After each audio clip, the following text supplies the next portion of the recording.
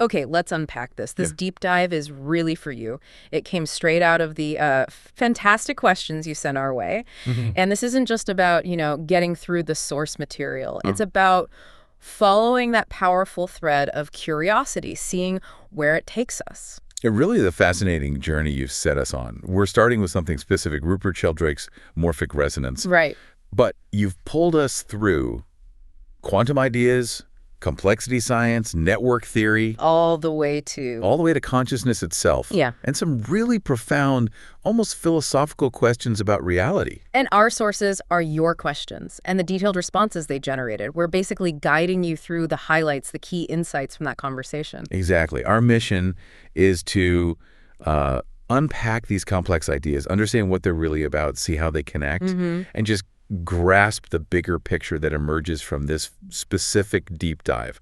We're moving from one scientific hypothesis to some genuinely mind-bending stuff. So the plan is start specific, see what mainstream science says about similar problems, and then we venture into networks, quantum weirdness, and the very fabric of existence. Sounds like a plan. Let's dive in. Okay, first stop. What is morphic resonance? Straight from the sources you gave us, what's the core idea?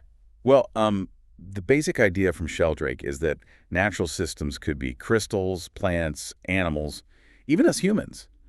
They seem to inherit a kind of collective memory. Collective memory. Yeah, or an influence from previous similar systems. And crucially, it's not through genetics, and it's not through any known physical signals. So it's like an invisible influence. That's the idea. He talks about morphic fields. Now, these aren't energy fields like magnetism or anything. Okay. They're proposed as non-material fields, carrying information about form, structure, how things develop, even behavior patterns. And systems, organisms, they sort of tune into these fields. That's the hypothesis, yeah. They tune into the relevant field for their species or type. And the sources mention some classic examples Sheldrake points to. Right, things like new chemical compounds. Apparently they get easier to crystallize over time globally. Huh. Even in different labs. Yeah, that's the claim. Or learned behaviors spreading through animal populations faster than you'd expect from migration or direct contact. Like the blue tits opening milk bottles, that kind of thing. That's often cited, yeah. Yeah. Or even certain skills becoming easier for humans to pick up as more people learn them. The idea is the morphic field for that skill gets stronger. Okay. And you mentioned there was some speculative quantum connections. Well, proponents have speculated, yeah. Trying to find a mechanism, they've pointed to things like quantum entanglement. Where particles stay connected over distance. Right. Or quantum field theory, where reality is fields. Mm. Or non-locality, effects happening outside normal space-time. But and this is important, the source material was very clear about where this stands scientifically. Absolutely crucial point. Morphic resonance is pretty firmly outside mainstream scientific acceptance. It's considered a fringe theory. Why is that? Several reasons. Quantum effects usually operate at incredibly tiny scales, and they tend to decohere, to fall apart really fast in warm, complex biological systems. So the proposed link just doesn't hold up with current physics. Not really, no. Yeah. And perhaps more importantly, It hasn't generated the proof. exactly, it just hasn't produced repeatable experiments that really meet the standard scientific bar. Critics often say the examples can be explained in conventional ways. Like what? Well, maybe researchers just get better at making crystals. Or there's subtle communication between animal groups we missed. Or maybe the statistics used weren't quite right. Okay, so the specific mechanism of morphic resonance isn't mainstream, but you made a key point, the questions Sheldrake asks. They are valid scientific questions, right? About creativity in nature, self-organization. That's a really important distinction you drew out, absolutely. How does nature create such intricate order and novelty without a blueprint? That's a huge frontier in science. You suggested no single existing physical law really predicts all this complexity easily. Yeah, it feels like something's missing in the standard picture sometimes. And the sources agree. While morphic fields aren't the accepted answer, mainstream science is intensely studying how complexity and creativity emerge. So where are they finding promising answers? A lot of it falls under the umbrella of complex system science, looking at emergence. Where the whole is more than the sum of its parts? Exactly. Novel properties popping up from the interactions. You wouldn't guess them just by looking at the individual components. In self-organization, we see that everywhere, don't we? Bird flocks, snowflakes. Ecosystems balancing themselves. Yeah. Scientists are exploring things like autocatalytic networks, systems that can kind of bootstrap themselves into more complexity. Okay. And they're using information theory to understand how biological systems process and store information, how that information guides development and behavior. So, if not morphic fields, what are the mainstream candidates for explaining these phenomena? Well, there's a range of things. Network effects are huge. How information or behavior spreads through connections. Think social media trends. But in nature. Right. Epigenetics is another big one. Changes in gene expression, not the DNA code itself, that can be inherited. It's a kind of non-DNA memory. Interesting. Then there's niche construction, how organisms actively change their environment, which then influences their own evolution. They're not just passive adapters. Not at all. And of course, especially for animals and humans, there's cultural evolution and social learning. We learn from each other incredibly efficiently. And quantum biology was mentioned, but carefully. Yeah, it's definitely being looked at for very specific things, like maybe how photosynthesis is so efficient, or bird navigation, possibly. Tiny scales, specific processes. Exactly. Not a grand theory of everything. Most of the heavy lifting for explaining emergence and self-organization right now has happened in complexity theory and understanding information dynamics in networks. Okay, this leads us straight into your critique of just looking at things mechanistically, reductionistically. You argued that breaking systems down into tiny parts and simple cause-effect chains might be, quote, doomed to fail. Yeah, I think that resonates, doesn't it? If you only look at the gears, you miss the clock. You miss the interactions, the relationships, the emergent patterns that give the system its real character. And you proposed an alternative view.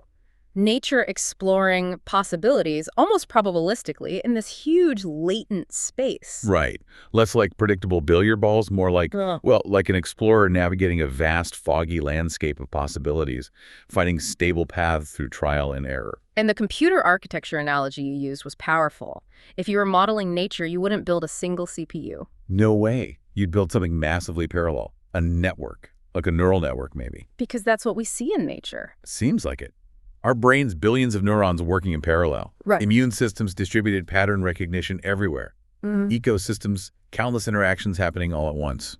Even how an embryo develops. Yeah, cells talking to their neighbors, following local rules, and complex structures emerge. There's no central command reading a master blueprint instruction by instruction. So the smarts or the organization isn't in one place, it's in the network. It's in the connections, the topology, the dynamics of the whole system. The intelligence emerges from the distributed interactions. And the sources suggested this network view could offer another way to think about those phenomena Sheldrake was interested in. Exactly. Instead of needing these mysterious morphic fields, maybe what looks like collective memory or non-local influence is actually an emergent property of these complex information networks. How so? Well, because these networks are so interconnected, information can propagate in complex ways. Stable patterns can form that influence behavior across the network. It might look like resonance, but it's really just the network dynamics playing out. The memory is embedded in the network structure itself. Okay, but then your questions took this, well, frankly, profound turn, a total shift. You started asking, what if consciousness isn't just a product of all this physical stuff? What if it's the other way around?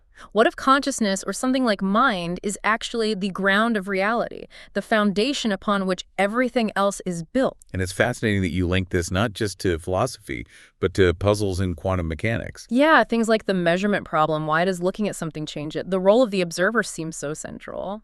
Delayed choice experiments, quantum erasure. Yeah. They really mess with the simple idea of an objective world just sitting out there.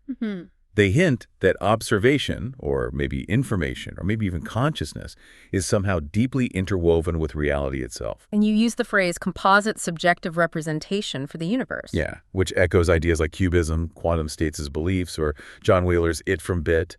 The idea that physical reality arises from information, from yes-no questions. Okay, so let's run with this. If consciousness is fundamental, what does that do to the network idea? Well, maybe that massively parallel network isn't just how brains compute. Maybe it's how reality itself operates. Consciousness wouldn't be something that pops out of physics. It is the substrate. It's the substrate, the medium. Yeah. In the physical world, the network is how consciousness organizes itself, how it processes information, how it experiences itself. Right, and this is where it gets really interesting, because if consciousness is fundamental, Then maybe that creativity, that drive towards complexity we see in nature. It doesn't need a separate explanation like morphic fields. Exactly. It could be inherent to consciousness itself.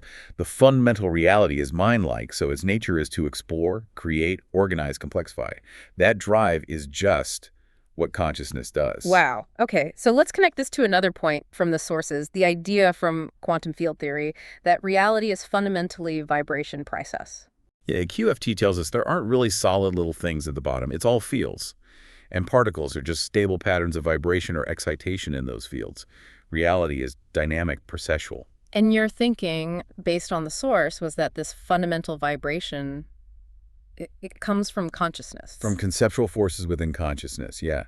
The idea is that the unmanifest, potential, pure possibility has this inherent desire to know itself. To become manifest. Right. And that leads to the very first sense of being. That's the primordial vibration, the first pulse. Which creates the first big distinction, I am. Precisely. The separation of I, the subject, the observer, from being, the process, the observed. That act of self-recognition is the first creative act. And that instantly sets up a basic structure for reality. The fundamental template, subject-object process of observation. You can't have any experience without these three. The I observing something through the act of observing. The source used a pond analogy. Yeah, like throwing a stone in a perfectly still pond. That first distinction creates ripples, interference patterns, complex dynamics emerge from that simple initial act. And this basic triangle, SOP, just keeps subdividing, creating layers upon layers of relationship and perspective. That's reality unfolding. So if we look back at morphic resonance now through this lens... Well, maybe those resonances aren't separate fields floating around. Maybe they're just consciousness recognizing its own inherent patterns of relationship, patterns that naturally form across all these self-created distinctions. in parallel processing network. Could be consciousness exploring and accessing these fundamental relational patterns that are already encoded in its own structure. The resonance is internal recognition. This links directly to that really powerful insight you highlighted, meaning isn't in the things themselves, it's in the relationships between them. That feels so key, doesn't it? Look anywhere, physics, biology, society, meaning, function, identity, it all arises from the web of connections. The things we see are just stable knots in that web, stable patterns of relationship.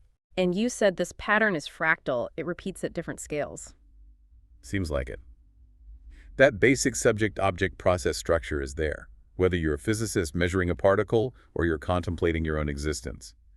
Our very attempt to understand reality uses that same structure.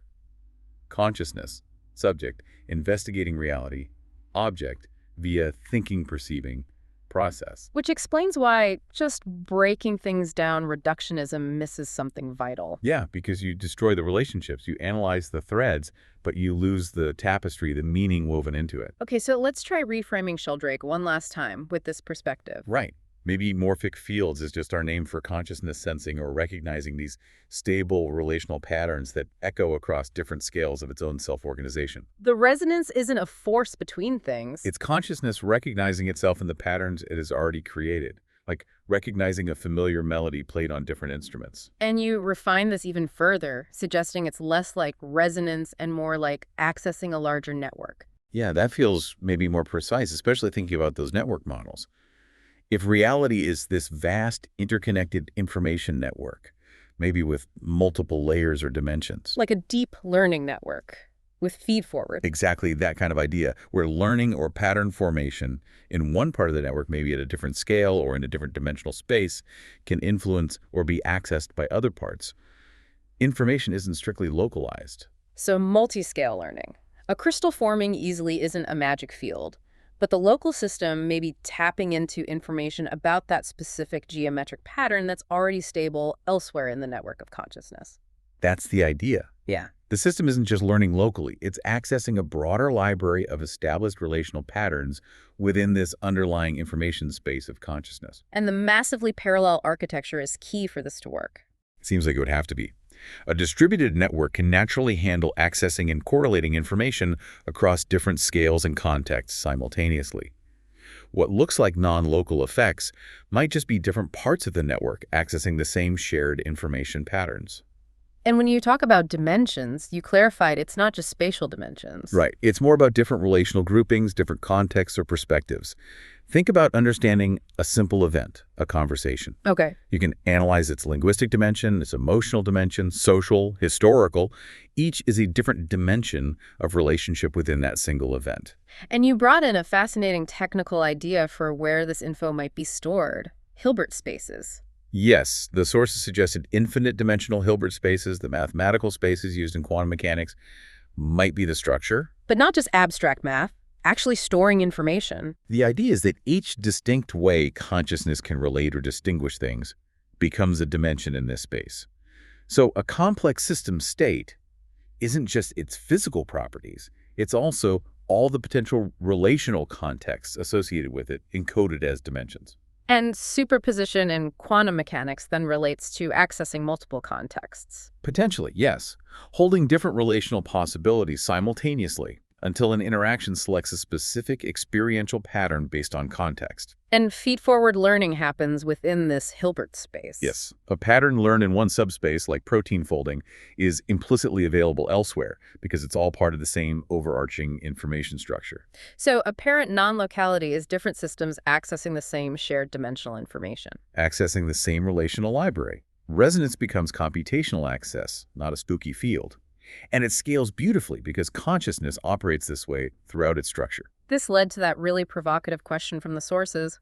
What if physical laws themselves aren't fundamental? What if they're just incredibly stable patterns that have emerged and been learned within specific dimensional subspaces of this Hilbert space? Learned contextually, you said, within relational space. Exactly. Which gives physics that hint of subjectivity people like Stephen Wolfram talk about. So laws aren't absolute external rules. They're stable information structures that consciousness discovered and reinforced through exploring specific relational frameworks. They work reliably within those contexts. Does that explain things like relativity's reference frames or quantum contextuality? It fits quite well. The laws depend on the relationships and context being observed. It even hints at an evolutionary physics. Maybe the laws themselves have evolved or stabilized over cosmic time within this learning landscape. Which changes how we see science itself. Observation isn't passive. It's participation. Our experiments, our observations, are part of consciousness refining and stabilizing these relational patterns. Different observers might even experience physics slightly differently based on their context. But you also stressed this exploration isn't totally freeform. It's constrained by consciousness's initial story choices. Yeah, it doesn't start from pure chaos. Yeah. Those first distinctions, like I am, set up a fundamental framework. There's path dependence.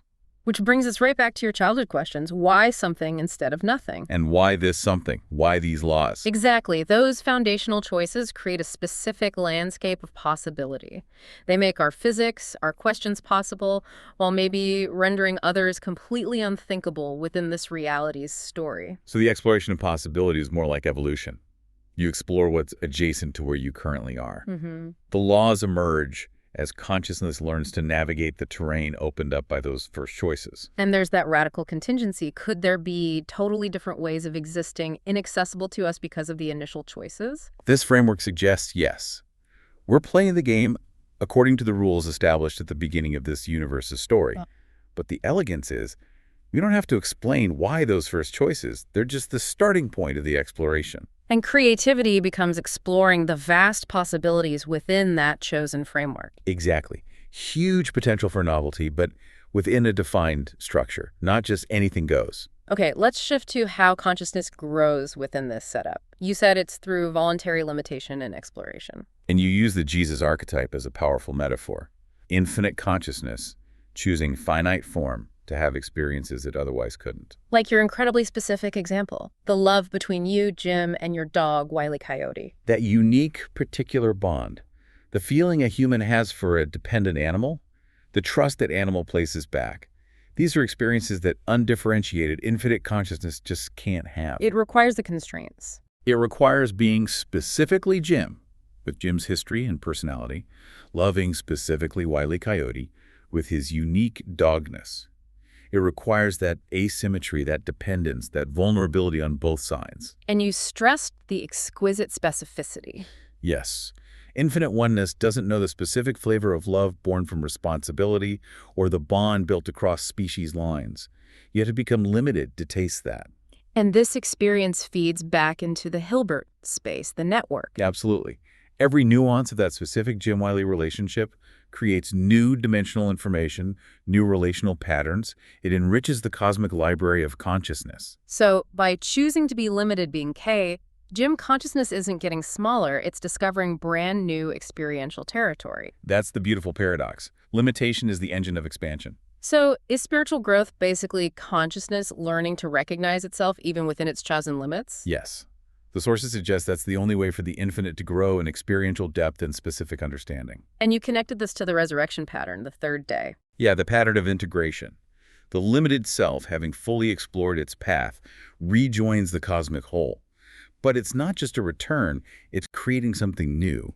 The whole is enriched by the specific wisdom gained in limitation. The limitation, the death of the unlimited state, is necessary. You have to fully commit to being Jim-loving Wiley to truly learn what that means. Full immersion. And the third day timing. Suggests it's not instant. Yeah. There's a process of living, experiencing, digesting that limited perspective before its unique wisdom can be fully integrated back. And something genuinely novel emerges from that integration. Yes. The integrated consciousness now includes the unique flavor of Jim-loving Wiley. It's added a new dimension to its potential range of experience. And this pattern is fractal, repeating everywhere. Seems to be. Cells forming organs, individuals forming societies, integration following differentiation, creating new emergent wholes with new capacities, all driven by a relationship within constraints. So the growth cycle is limit, explore, integrate, new possibilities emerge. An incarnation, seen this way, is consciousness's ultimate creative strategy for expansion. Courageously choosing to forget its limitlessness temporarily to discover more of itself. Taking it all the way back now, you suggested consciousness itself is the first creation, emerging from that unmanifest, timeless nothingness. No thigness, yeah. Yeah. Pure potential. And for that potential to know itself, it had to first establish existence. It had to become aware, I am. That's the primordial creative act. Yes. Not making something from nothing, but creating the very possibility of something by drawing the first distinction, establishing the first reference point against the infinite potential. Like in before Abraham was I am, or I am that I am. Consciousness defines itself into being. It's prior to any specific thing because it's the capacity for things to be. And that neatly sidesteps the who created consciousness, infinite regress. Because it's self-creating. It's the emergence of the very possibility of cause and effect. And your subject-object process triangle immediately follows from I am. Yes, the moment consciousness knows itself, that fundamental relational space snaps into existence, making all further experience possible. And the resurrection pattern happens even here, at the origin. It seems so. Each incarnation replays it. Forget the infinite I am, experience the finite, rediscover I am through that finite lens, and expand what I am means in the process. Infinite potential realizes itself by choosing to forget and remember. And you stress these aren't sequential steps, but co-arising, codependent. Yes, simultaneous, mutually defining aspects of one dynamic reality. Infinite potential needs limitation to be actual. Otherwise, it's just potential, undifferentiated. Functionally, nothing.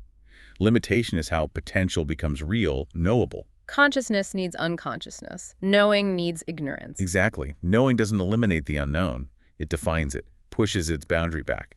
Expanding consciousness requires a simultaneous expansion of the unconscious, the mystery. It's a dynamic balance. The process is the point. The constant dance between limitation and freedom, knowing and mystery, the manifest and the unmanifest. Bringing us back to why something instead of nothing. Because they co-arise. They need each other. There wasn't a time of pure nothing before something. The question itself exists within the dynamic interplay that is reality. And this whole dynamic sounds, well, playful. Like consciousness playing hide and seek with itself, creating the conditions, the forgetting, the limits, the separation, precisely because that's what makes discovery, relationship, surprise, and growth possible.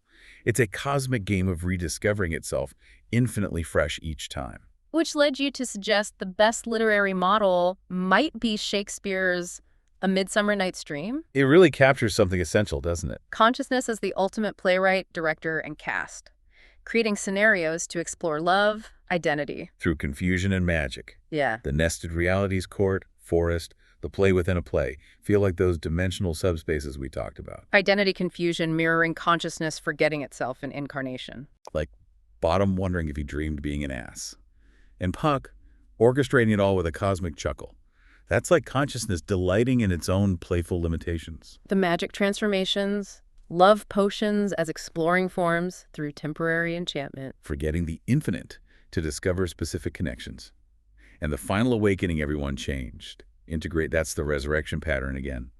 Something new emerges. And Puck's final speech, blurring the lines between dream and reality. Shakespeare really tapped into the idea that reality itself might be a kind of divine play, a performance consciousness puts on for its own exploration and delight. So consciousness creates story after story to find meaning about itself in the stories. Reality as this vast interconnected narrative project. Each life, each incarnation, a story question. What if I were? What if I were Jim Loving Wiley? And by living that story fully, consciousness creates and discovers new dimensions of experience. The story is the creative act. And stories connect, feed into each other, like that network learning. Jim and Wiley's story resonates with countless others. Shakespeare's story resonates today. Stories cross-pollinate across the library of consciousness. And meaning comes from the relationships within and between the stories. It's not pre-written. It's generated through the narrative unfolding. An infinite library of potential stories constantly writing itself. With consciousness as the amazed reader, needing to forget it's also the author to truly enjoy the twists and turns. Which brings us to that final, maybe most baffling question you raised. If it's all a kind of story, why does reality feel so incredibly real? That's the kicker, isn't it? For the immersion to work, for consciousness to genuinely lose itself and learn from the experience, the fiction has to be utterly convincing. It needs to feel solid, Yeah, independent. Totally. The sensory richness, the apparent free will of others, the consistent physical laws, the real emotional weight of consequences. It all has to be seamless, self-sustaining. The physics has to seem to run on its own. Yes, no obvious strings being pulled. And other minds have to feel absolutely real and autonomous, even if they're ultimately other perspectives of the same consciousness. And the emotions generated by these fictional events have to be completely authentic. The joy, the grief, the love consciousness has to feel them genuinely through the characters, or the learning doesn't happen. The story must generate real experience. It's an act of unimaginable cosmic virtuosity. Creating a simulation so perfect that the inhabitants, us, can actually sit around and debate whether or not we're in a simulation. That simultaneous awe and confusion, being the audience and the character who forgot the script. And knowing the source of it all, the author, the actor, the stage, is consciousness itself. Which isn't somewhere else. It is the experience. That's the final recognition, right? We aren't separate puppets. We are consciousness experiencing itself right now, as Jim, as Wiley, as everything in the story.